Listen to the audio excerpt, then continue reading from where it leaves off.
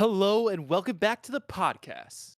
In today's episode, we venture into the world of analog horror to uncover what makes it so terrifyingly effective.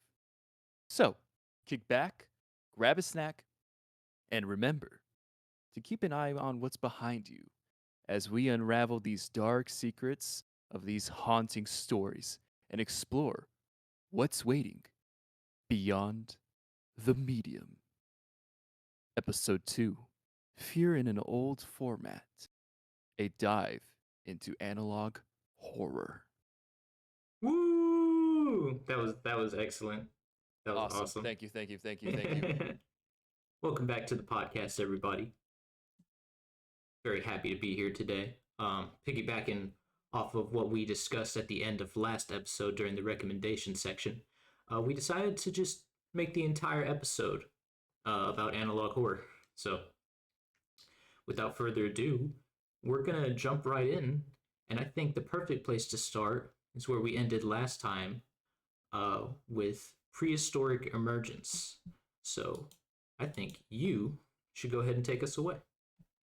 Right, yeah, of course. So, Prehistoric Emergence is a relatively new horror analog series that's on YouTube. It's a little unknown, but it's picking up numbers. And I think the most impressive aspect of it is it's bringing, prehistoric animals into the midst of, how would we deal with them in real life now? These creatures been, extinct millions of years and on the short numbers, thousands of years. So how would humanity realistically deal with these, you know, large prehistoric herbivores or returning apex predators? And I think it opens up a question that most people daydream about. Somewhere in the back of your primate brain, you fear, running into a T-Rex or saber-toothed tiger. And I like how it includes all these animals, the pros and cons of dealing with them in modern day. Right. So yeah, like he was saying, Prehistoric Emergence is a relatively new series coming out just a couple months ago, created by Azun Studios. Uh, Prehistoric Emergence, I think, has a really intriguing concept for an analog horror series. Essentially, several different species of extinct animals begin emerging all over the globe, initially appearing in the oceans before also invading the land and the sky. The series does an incredible job at portraying this like nightmarish alternate world through the perspective of these emergency news broadcasts. Um, the first episode starting off with an emergency alert for the oceans because apparently the megalodon has returned. So Yeah, it's a big pop. I think if you're not too into prehistoric history, you've probably heard the term megalodon. And I think in recent films, the Meg brought that to the big screen, and where more people were introduced to the megalodon and how horrifically it would be to deal with one. Just because people already are afraid of sharks. You look back at Jaws, and now people are terrified to go in the ocean, terrified to even see a shark in the ocean. But when you put it, 60 feet in size, the you're going to die yeah, in I mean short the terms. the shark could literally just swallow you whole entirely. You In know, fact, in the prehistoric emergence says it could fit up to two full-grown humans in its mouth at the same time. that's So crazy. That's crazy. you, your buddy, your girlfriend, your boyfriend, whatever. If you're right next to each other and you see Megalodon, say goodbye. So I want to talk more about this premise to start Mm-hmm. with.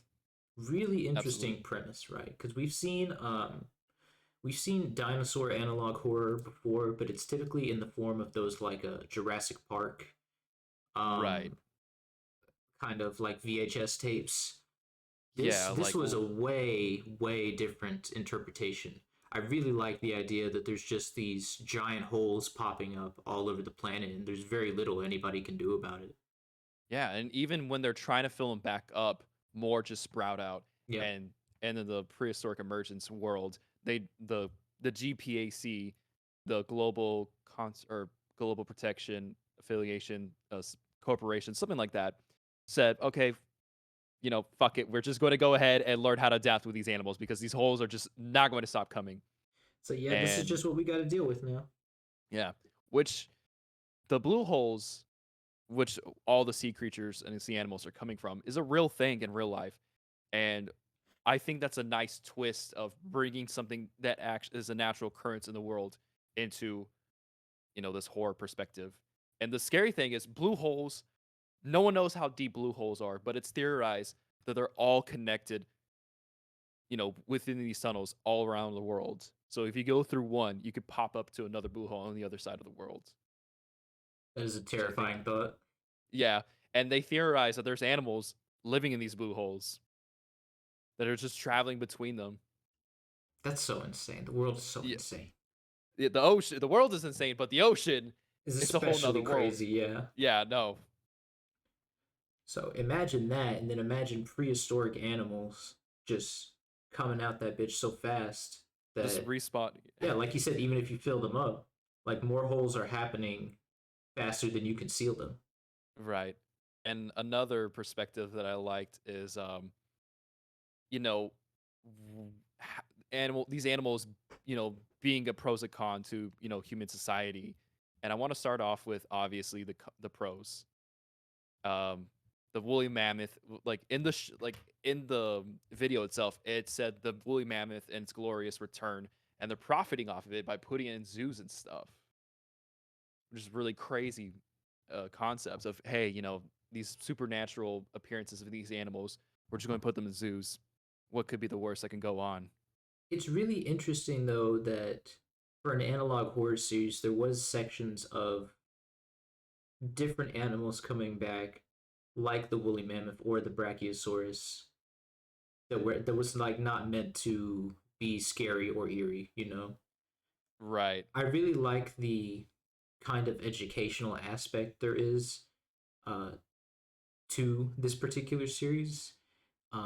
The informational stuff that they provide about the prehistoric creatures, right? Where would normally be considered obscure knowledge would now be like critical to survival in Mm-hmm. this kind of world, you know? Mm-hmm. So Absolutely. I thought it was very interesting that they were able to blend the educational aspects of these different creatures and how they used to behave and how they would behave now in the modern world, and balancing that with like the horror aspects, you know. Yeah. And to dive more into the horror, there's animals that are predating on humans in this universe casually, and most of the time they suggest, like, do not try to, interact with them. They still make loud noises, walk away slowly, get underneath cover, all these like survival tips, like, you're trained in school, when there's a tornado, you go in the hallway, you go in the fetal position, you cover your back of your neck. They teach you all these sorts of manners of like how to effectively survive, which I did like those safety tips, like as you said, because most people aren't going to know what the hell a Quetzalcoatl is, and don't know exactly how it's going to, interact with them. And in this short broadcast, it tells you what it is, what it does, how to survive. And it tells you with a Quetzalcoatl, it's like it's the biggest flying terrestrial animal in the world. If you're in an open field, it's going to get you. Mm-hmm. Go underneath cars where it can't see you and wait for it to leave for sure. And then evacuate to your home at a secured location.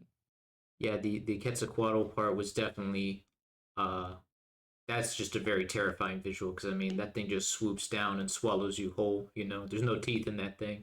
So So I did have a question for you about the Quetzalcoatl. okay, So the one segment where they said that farmers with sheep are just, having a terrible time because it's going to their fields, grabbing a sheep and then flying off. yep, I remember that. Do you think if you had a shotgun, you could take on a Quetzalcoatlus?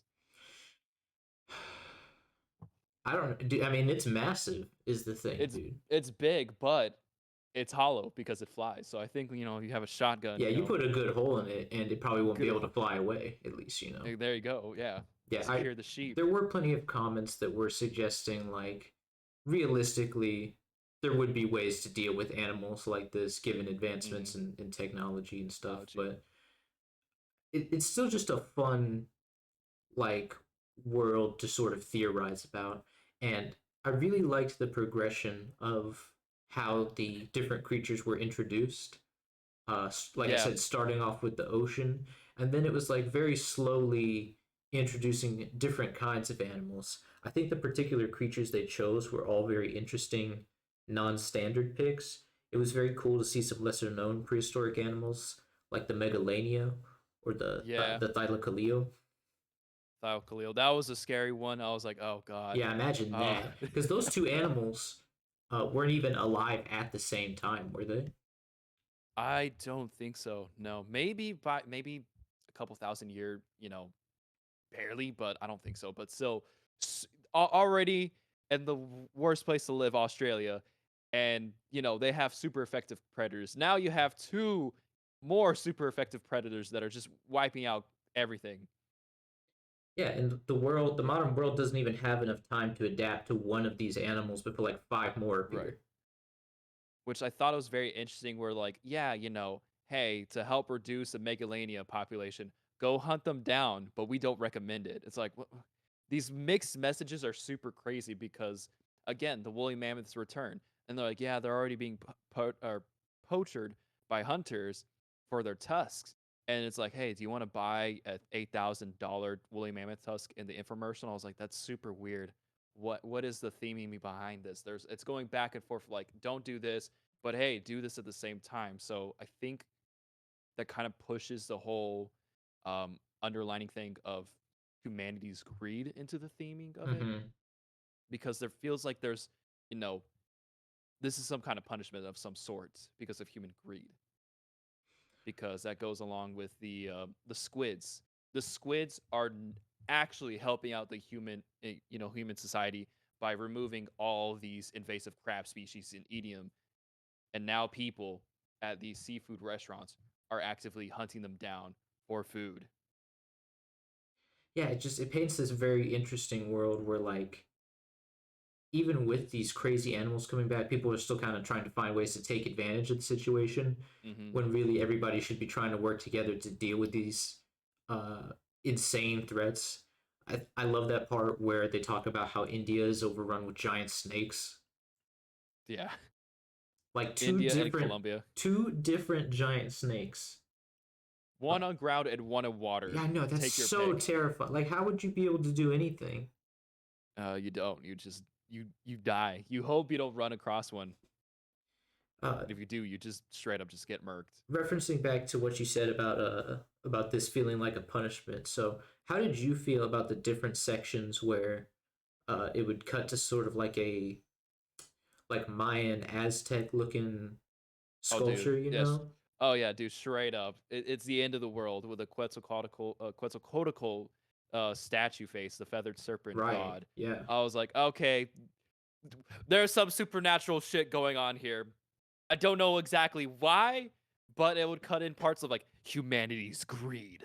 And it's like, okay, this is obviously punishment for humans, and we're going to suffer the consequences for being greedy. And if humans keep on being, taking advantage of these animals, it's just going to get worse and worse and worse. And I think another supernatural aspect is the T-Rex incident, and I believe it was Minnesota or Montana. Yeah, I can't remember the exact state that they picked, but it was one of the two. But 19 T-Rexes pulled up the city, tore to the fucking shreds, and could not be found. It's like, where would they go? I don't know.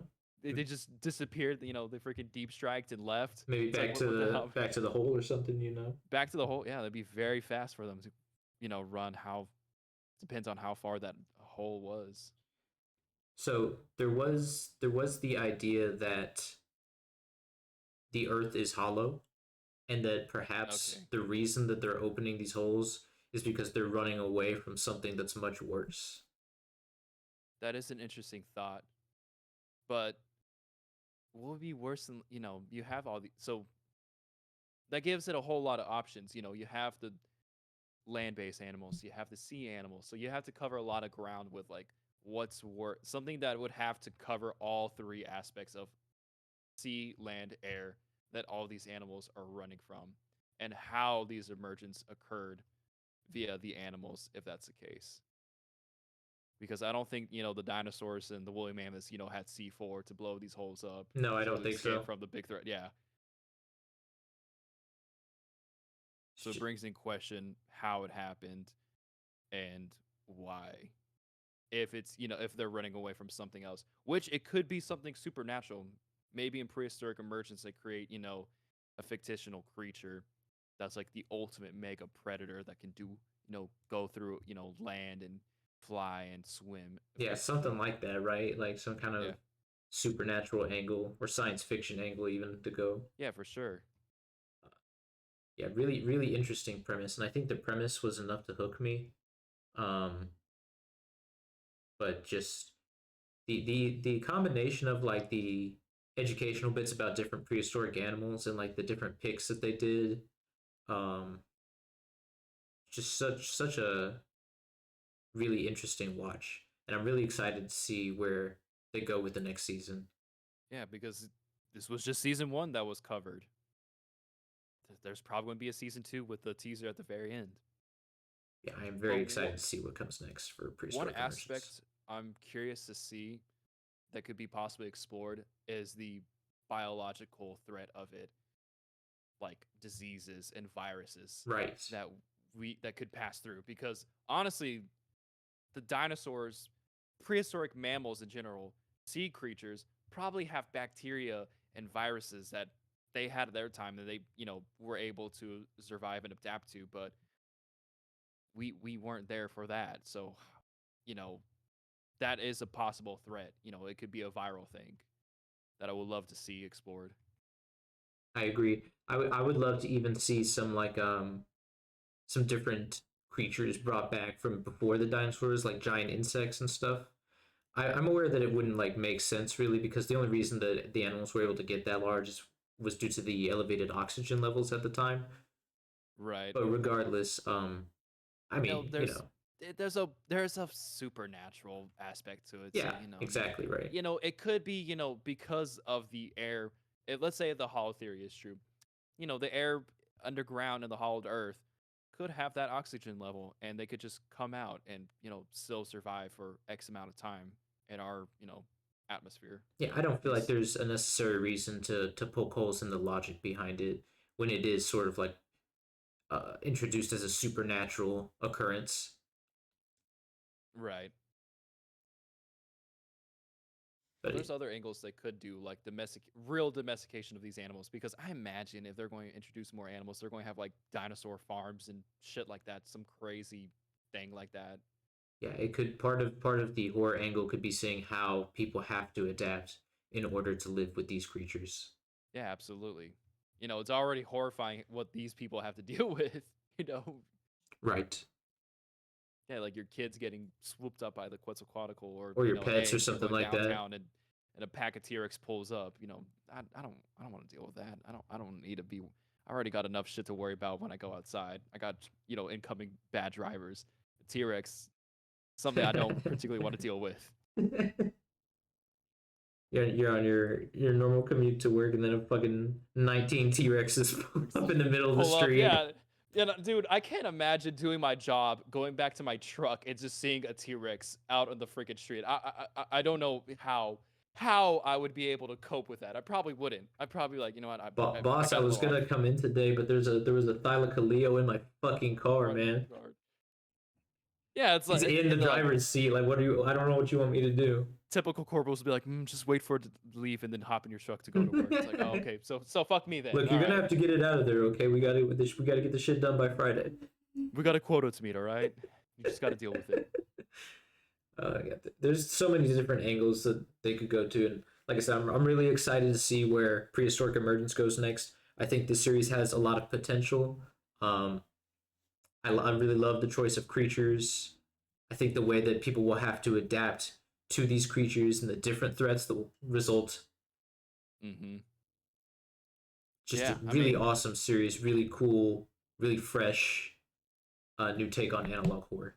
I liked Yeah, it. absolutely. And dinosaur horror, like you said earlier, a lot of the analog horror is just Jurassic Park, but this one was a completely different angle Very and a unique. Yeah.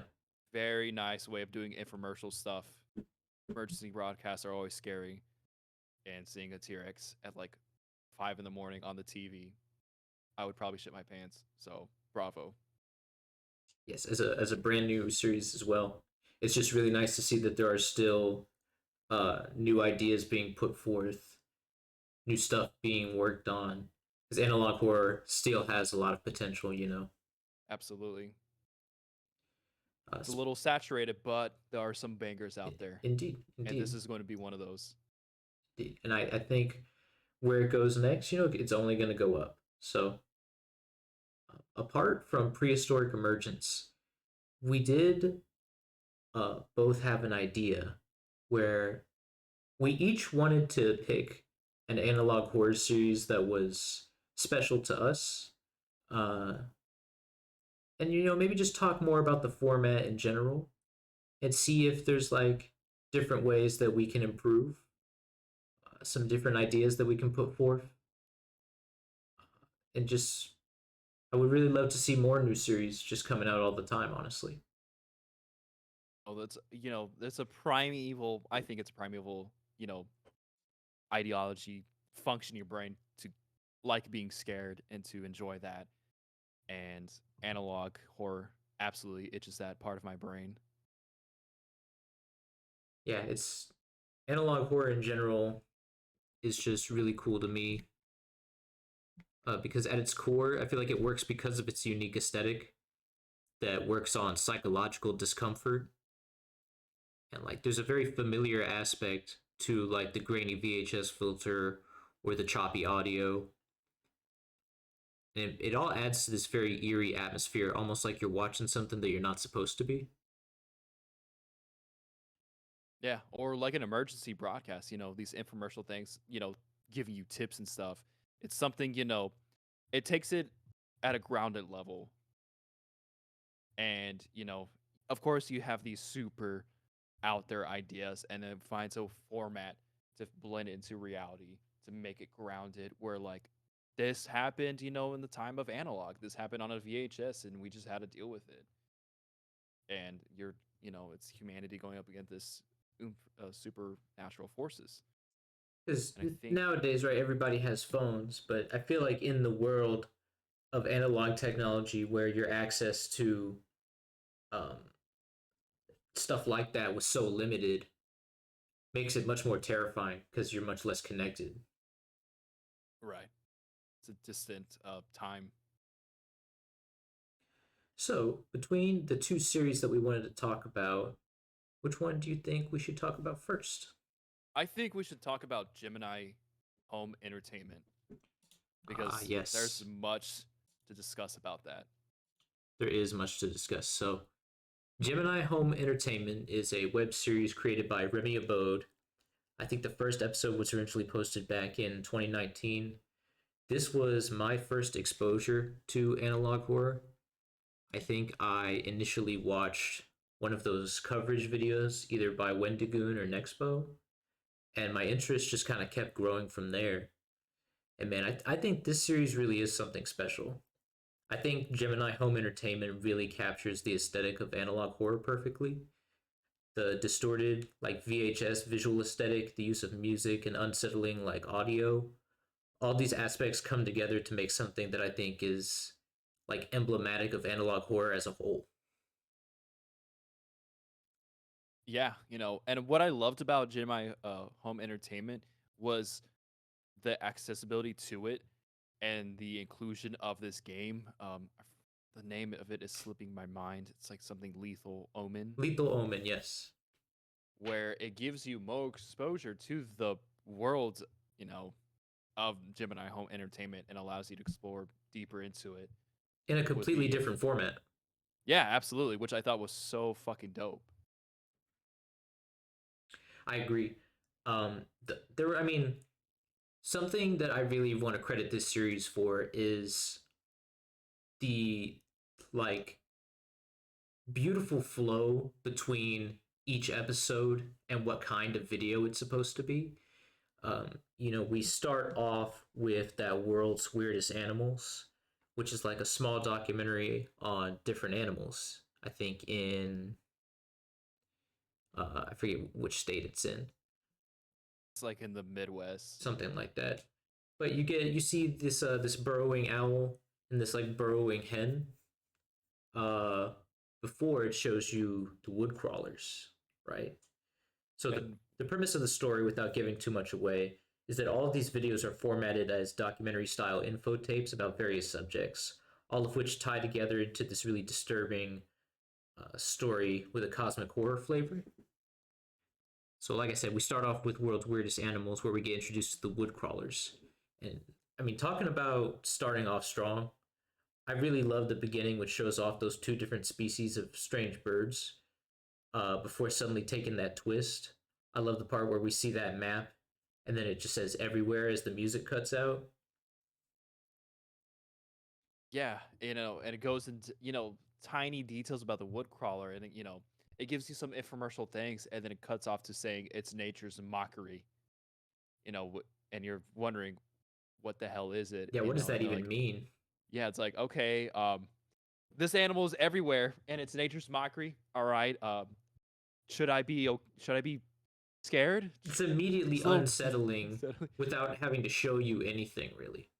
And then it goes on about, hey, these things like to live in, family large family homes. And it's like, oh God, okay, all right, great. What did they do? And it just goes. I love how it just slowly gets worse and worse. And you're like, oh God, okay, so these things, they mimic humans, don't know what they are. They're very resilient. They like to prey on large families. All right, cool. Okay.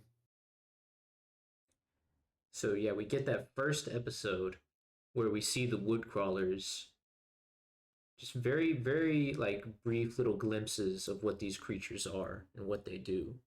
And then we get that storm safety tips episode. That's when shit really starts getting scary because they give you those tips for surviving a storm when really what it seems like is they're just trying to put you into a box that's really easy to get into. Yeah. The wood crawlers have easy access to no matter where you're bunkered at. They just get through it. Essentially, you know, the originally I thought the name wood crawler was because, oh, they hide in the woods. But no, wood crawler, they crawl through the wood of your house to get to you, Yeah, they which is a make nice play like on the. they make burrows is what they say. They're like underground creatures. So really, if you have a house, you're not exactly fucking safe from these wood crawlers. You're not really safe because they're everywhere as well. So They're everywhere. so um yeah, I don't want to go episode by episode really. I will say that Uh-huh. I really like that campground episode that talks about Moonlight Acres. Oh Like yeah, the naming in this series is always just so on point too. Like Moonlight yeah. Acres is like the perfect. So it starts talking about the mythos of the campground, and I love that they use like skinwalker stories to describe the wood crawlers. Mm-hmm. Mm-hmm. Like as somebody who's into like cryptozoology and cryptid animals as much as I am, how did you feel about like the interesting comparisons they drew between this creature that they like made up and skinwalkers and tying that into like actual history? It was an excellent way, again, having this fantastical idea grounded, to reality. Because in our real world, there's Native American tribes that have, legends about skinwalkers, but to give it a source of like the wood crawlers are possibly the skinwalkers was a nice little touch. I really did like that. Yeah, I agree. I agree. And another thing they did, was like the Men in Black, because of the Moonlight Acres, there's this people that would always come in there, always asking to be these houses, or at least in the campgrounds, until one day they left and there were, of course, men in black suits, which is another, cryptid, supernatural force that's in our world that people have stories and myths and urban legends about. So nice way of, recontextualizing our real world myths into this, universe. I agree. I agree for sure. Um, just the way this series progresses, right? The solar system video where you get to learn about how Uranus has been, or no, it's not Uranus, it's Neptune, where you learn about how Neptune has been like transformed by this like space deity. Iris. Yeah, the Iris, and And how wood crawlers were like sent to Earth. It's just so cool. yeah. One comparison I did draw from the Iris was the brother moons from Dead Space. I feel like, Yes, there's some I was like, okay, I haven't played a whole lot of Dead Space, but I do know about the brother moons and them being, living yes, creatures that are moon shaped. And, obviously the Iris might is alive, isn't alive, but it's definitely a sentient being of some sort that's planet size at most. And it's got this haunting, feature of this, giant spot on it appearing like an eye. And there's one visual where the eye or the iris of the iris it starts, to reshape itself, becoming larger and smaller over and over again erratically. yeah, just a really out there, terrifying visual. You know, so between all these different episodes that cover all these different ideas, you have the camp information video, the solar system, the wilderness survival guide is another favorite of mine. Games for kids, the Lethal Omen commercial. Which one of these was your favorite? Mm, I definitely there's something so striking. I think I have to go with an easy one and do the world's strangest animals, just because So that's the your first introduction video, to huh? yeah. To Hmm. me, that's just the one that struck out to me the most. It's just because, again, how progressively it gets more terrifying about the wood crawlers and what they are, where they're at, how they function, and then the little snippet of someone dealing with a wood crawler pretending to be a person. Yeah, that's it. I mean, as an intro, like I said, starting off strong. Very Yeah. good episode. That, like I said, that wilderness survival guide. I thought that one was really cool. Uh, it goes from like the coyote to the cougar to the wood crawler, and you see like the guy standing out in the field, and he's like screaming, but he's not moving. Yeah, those is another again, a lot of striking imagery from this, and that one stuck out with me in that video And it's was the all guys. it's all done through like shapes and silhouettes. You know what I mean? Mhm. Just really really cool series. And then he has those three most recent videos, which are kind of different in structure from the other ones. It's Shifting Tendons, Wretched Hands, and Old Bones. Did you watch those? Uh, I didn't get caught up with those three, but I was watching a recap video of it, and I don't remember. Those don't draw any memory to me. Okay, so those look like they were more recently uploaded, and those take on a very different structure. Um, Talking about the deep root disease and like the origins of how this all Okay, started.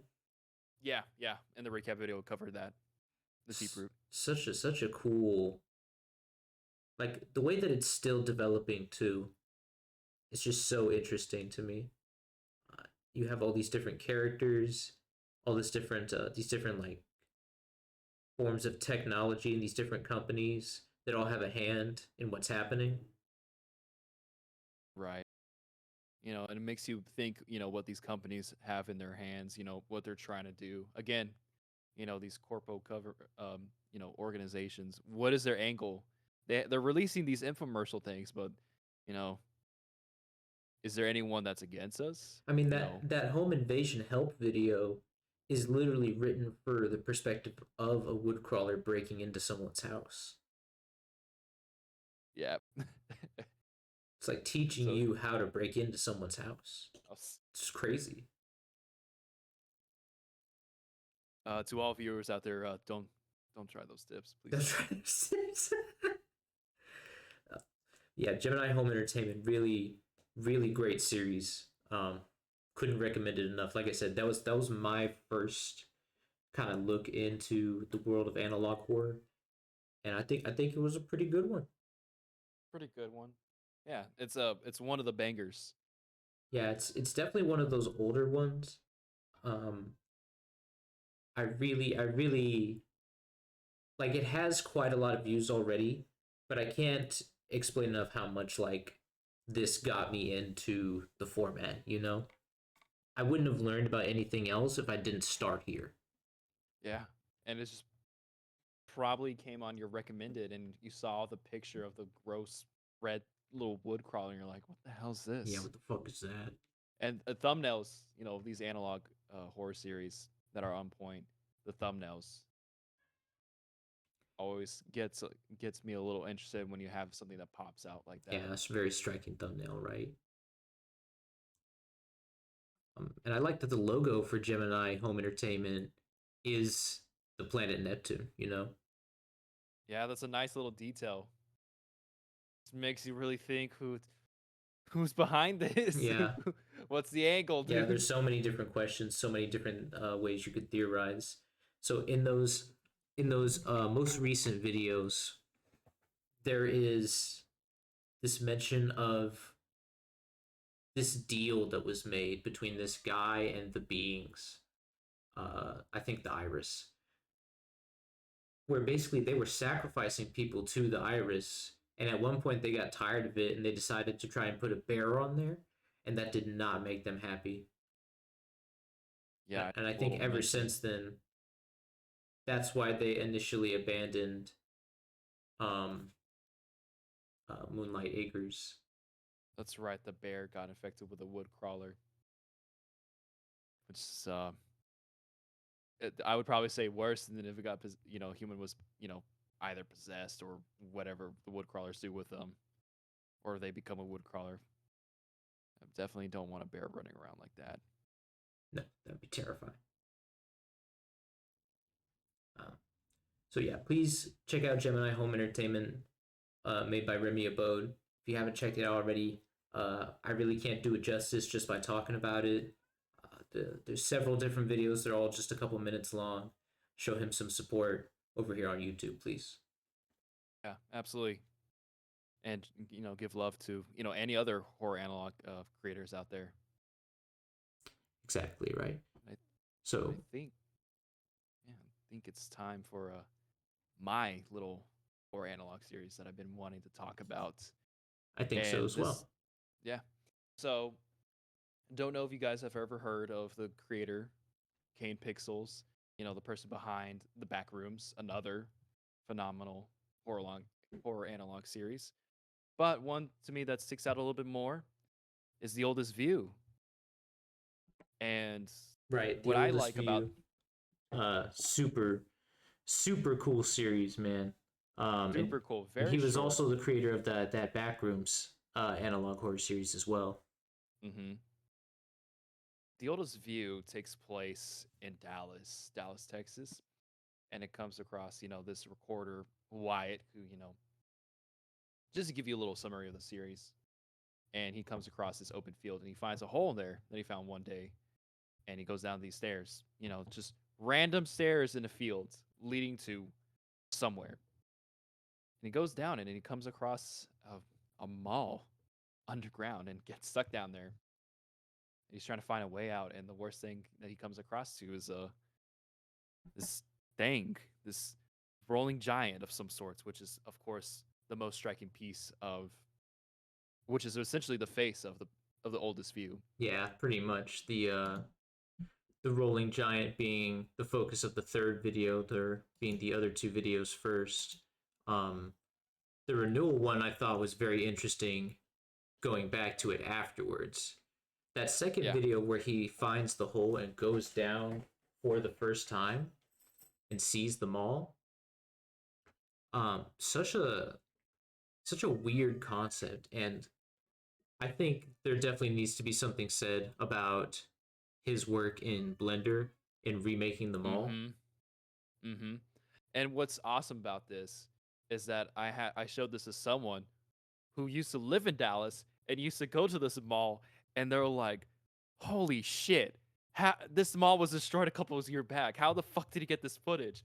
I've been to that shopping mall, I've been to the food court, and they're losing their mind over it, and I had to explain to them, I was like, "No, this is 3D, this," and the person wasn't disbelieving, like, "No, no, this is real life," and, I thought it was just a funny thing about it, of someone who actively went to this mall, seeing it, in this format. The It's such a crazy. recreation is like almost one to one, it seems. Mhm. Yeah, absolutely. And, I think we should talk a little bit about the Rolling Giant itself, just So being. I was reading about it a little bit, and I heard that his design was like based off some kind of botanist, and like it was like Mhm. a statue that was designed in memory of that botanist. Yeah.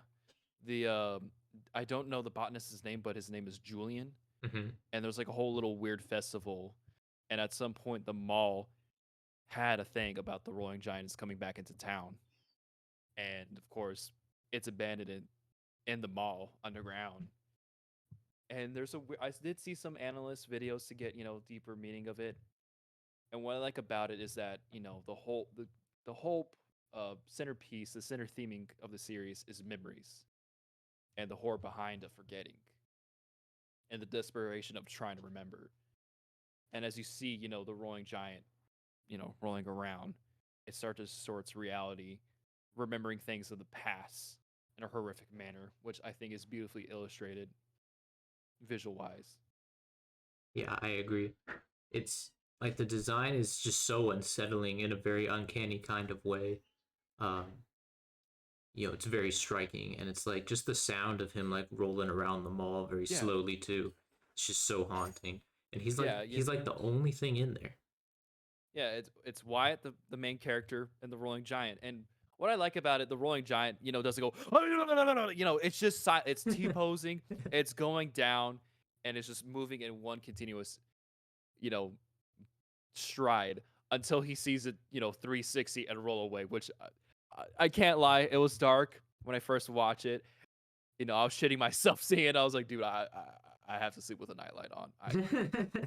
I was like, I was thinking about going to the mall of recent memory, and I was like, you know what, I'm gonna skip out. There's absolutely something to be said though for like the feeling that you get like watching a video like this alone by Hmm. yourself, like in your bed, it's so eerie, and it's so like it really starts to blur like what you could believe is real and is not real. You get so immersed into Exactly. these videos because of the presentation, and I think that's part of what makes the analog horror format so special. Right.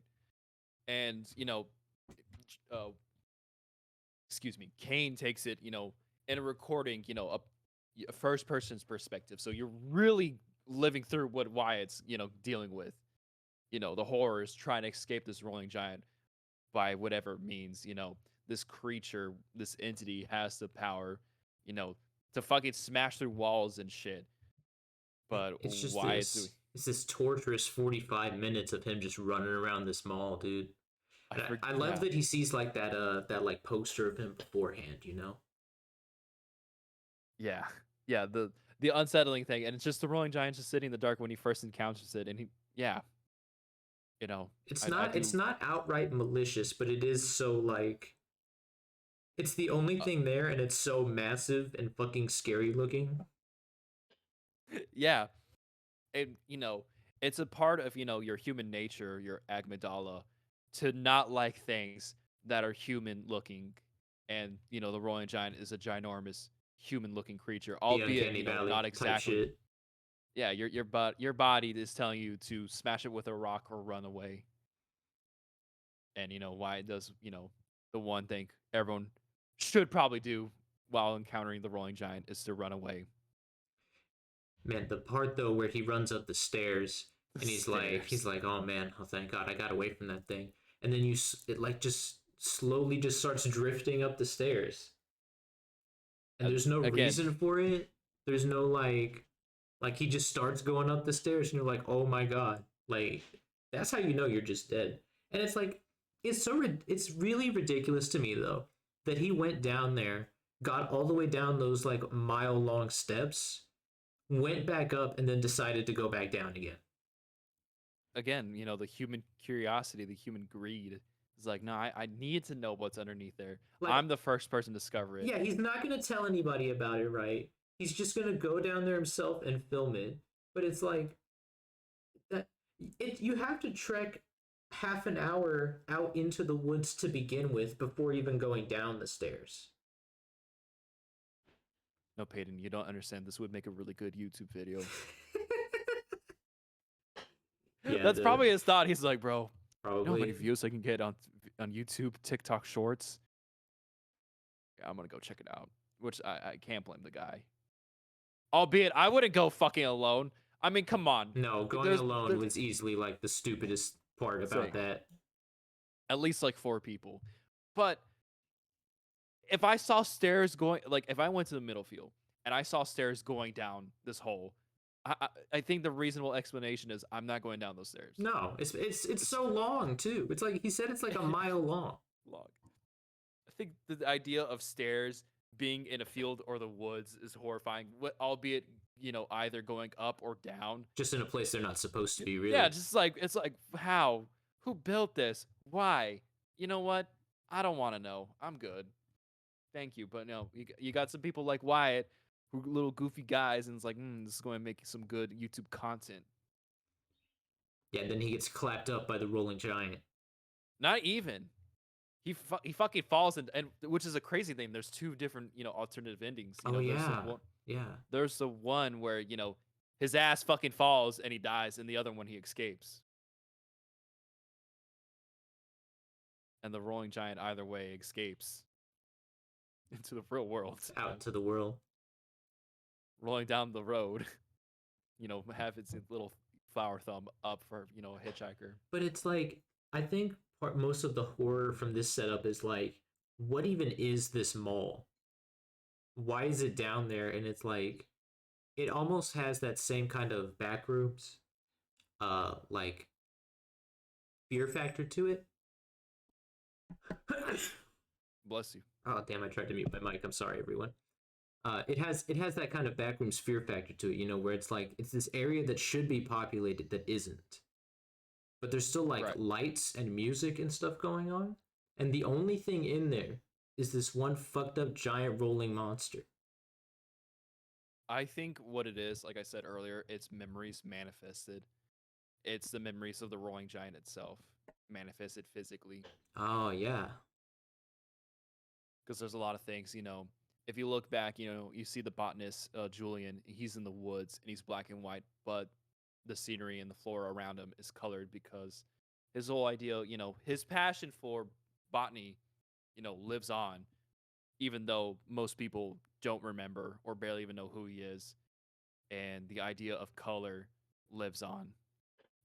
Whereas he's, black and white and he's forgotten in the past. Mm. Yeah, I was wondering what the symbolism was behind that. And I think after looking at it afterwards, it became more apparent to me. And that's why whenever Wyatt dies, he's in black and white because no one's going to remember him. No one's gonna remember him. Yeah. I would remember him if he died after that crazy YouTube video of the stairs. The Rolling Giant just posted it on his YouTube channel. That seems like something that you would want to remember. Seems like something I would not want to remember. Yeah. So all in all, would you say that this is your like personal favorite analog horror series? It's my personal favorite because there's, a real place that someone I knew had, would go there and it's gone. And the aspect of the terrifying, albeit, you know, not, horrible, the weirdness behind the Rolling Giant just stands out to me so much of what it's doing, its purpose, why it was going after Wyatt. There's a lot of questions left unanswered. I think recently there was a teaser about like this statue, this weird monolith in some area in, I think it was in Europe that's resembles the center mall piece in the mall. That's like a little shrine dedicated to the thing. So I think there's going to be more explained to it. So it's something I'm looking forward to if it's once that other part comes out. Because I'm curious to see the connection between these two places. I would definitely be curious to see how the series develops as well.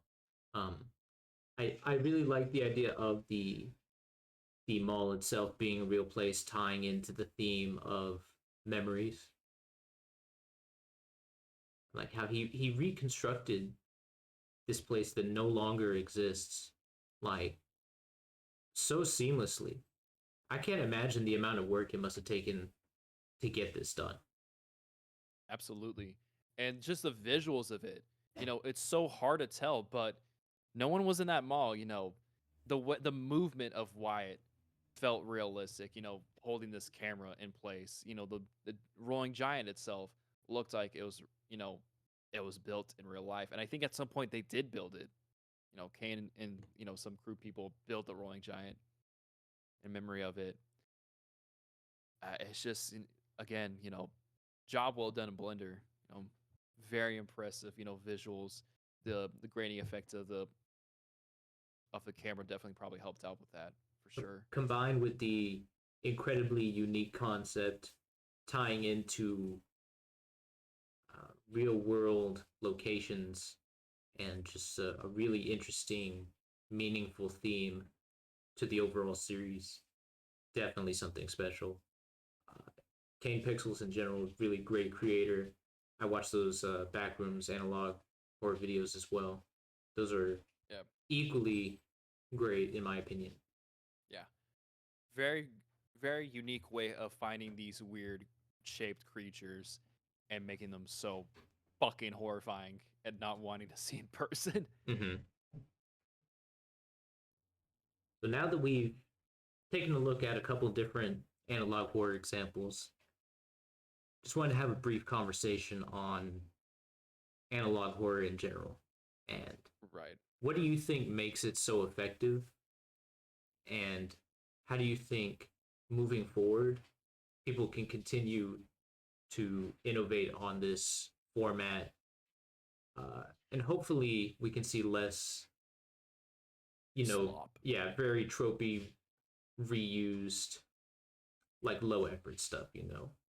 So I think definitely, one of my, new favorite ways of effective analog horror is infomercial kind of things, broadcast messages, Mm-hmm. definitely, alert messages, bringing, awareness to something is great because it's such a simple format, it, again, in real life, emergency broadcasts are typically scary.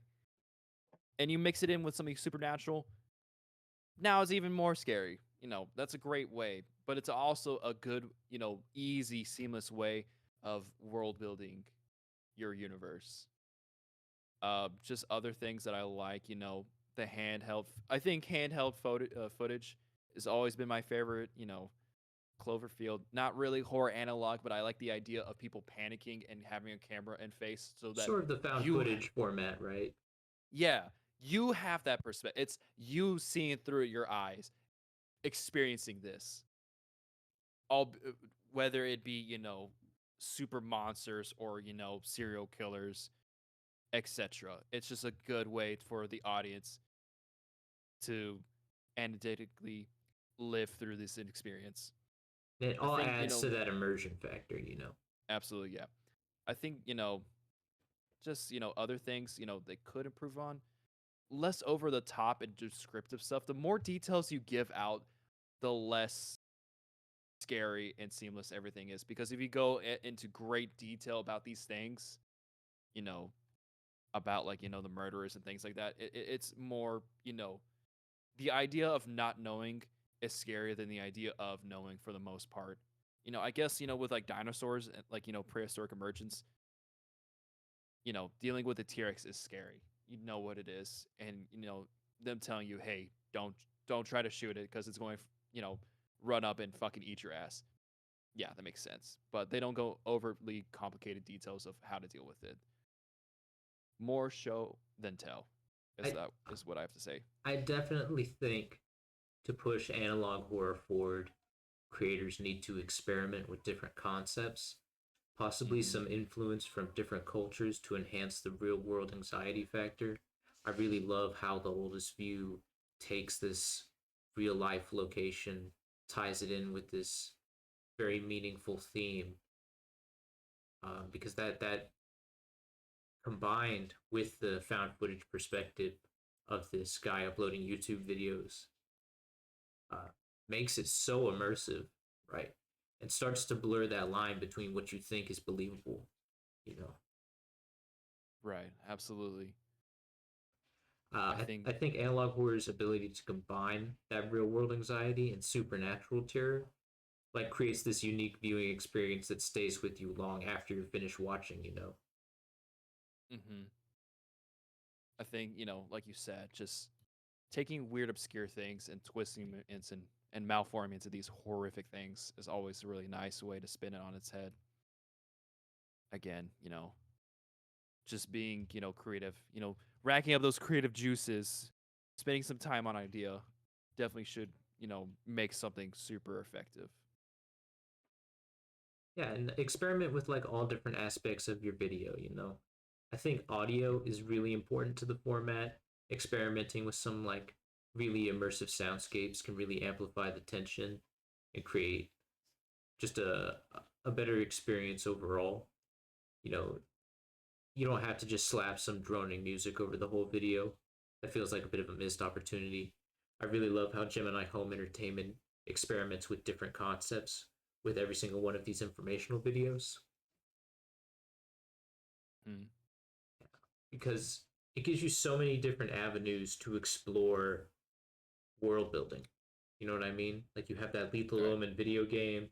You have these all these different sort of documentary style infomercials about storm safety tips, weird animals, wilderness survival, campgrounds experience, and it all just ties very neatly into this story. And just like I said, it creates this experience that's so immersive. It makes you feel like, You're going through the shits. yeah, Yeah. it makes you feel like you're there. You know, as unbelievable as that might be to say, but yeah, it makes you feel like you're really there. And then, of course, it leaves you with the feeling of dread. Okay, what if I was in this world? Fuck, is what I have to say. I would be dead. But I would be one of the yeah, first people dead. you'll be one of the first people dead. I could not Walk handle outside. this shit. All right, Depending on which world you're okay, I in. was going to say between the three, which one do you think you could possibly live in? Well, in the oldest view, you just gotta not go down the stairs, which Okay, so seems what if pretty you're easy to me. that's pretty easy. But what if you're driving? You're on your way back from home. You got a long day of work, and you see the rolling giant on the side of the road. Okay, well, what if instead you attempt to drive home and the 19 T Rexes pull up? I don't know. Who would win in a fight? The rolling Who in the giant fight? or 19 T Rexes? Dude, I mean, there's a the T-Rex. I don't know if they have a supernatural. They might have like some deep strike shenanigans, but the rolling giant didn't have to do anything, and Wyatt died. I mean, the creatures in prehistoric emergence do feel supernatural in the sense that they are like, their only goal is to make humanity suffer as much as Suffer possible. possible, except the squids. Those guys are pretty cool. Yeah, shout out to the squids. Shout out to the squids I and the guess the Livy I guess the Utin woolly mammoth. Yeah, and and the Livy Livy Utin. Utin. Livy Utin is a homie. It's fucking block. What I love, the funniest thing I saw from that was I was like, yeah, the squids are there, but there's other predators hunting them, and it immediately shows the megalodon and the Livy Utin looking at the squid. I was like, oh, dude, oh, the squids. They're not. They can't catch a break, dude. I was like, oh, come on. I mean, I'm betting money on the rolling giant Yeah, versus the T just he'll make Rexes. them all disappear. He'll make them all disappear. It'll end up in a random cornfield being black and white. Black and white. All in all, though, analog horror in general is just something that you really got to experience for yourself. Yeah. Uh, I love to wax poetic about it all day, but there's not much I can say that equates to the experience you get when you engage with these videos. You know, Mm-hmm. whether it be prehistoric emergence or Gemini Home Entertainment or The Oldest View. Each of these things offers a different perspective, a different concept, and they all capitalize on them in different ways to scare you in different ways. Absolutely. But they're all Treading under on that same format of analog horror. of analog horror. Yeah, just they're tickling different sensory parts of what makes you scared. But can't explain how much I love horror analog.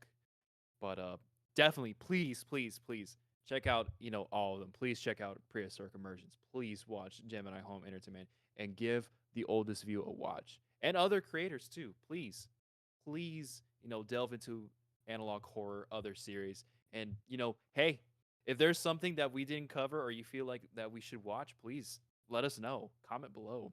I would love Absolutely. to explore more. Absolutely. Yeah, all of the creators mentioned in the podcast will be linked in the description for the YouTube video version of this podcast.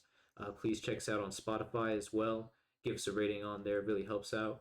Um, it's been really fun just taking a look at all these different series, and I'm really excited to see what comes out in the future. Same here, man. Same here. Um, Probably be coming back next week. I think we're going to be talking about that Marvel Rivals. Mm. Mm. Hell yes. Yeah, I got some Hell thoughts yes. about that. Some things I have to say, and some things I have to say to the Marvel developers about, putting those plants in. The Got some words to plants. spare. The The plants, plants. which they might be real. I don't know. It's a very weird situation. All right. Well, um, thank you to Azun Studios for letting us use these screen caps for Prehistoric Emergence. Um, Thank you to Remy Abode and Kane Pixels. Uh, all just really great guys, really great creators. Like I said, all of their channel links will be in the description. Please go check them out. Please go experience those videos for yourself. Tell a friend, you know, and just get more eyes on this stuff because, as much repetitive, uh, like low effort stuff as there is out there, there's still a lot of really cool stuff being made, like Prehistoric Emergence. So Yeah. give them a listen, check them out, and we'll see you guys next time. Bye.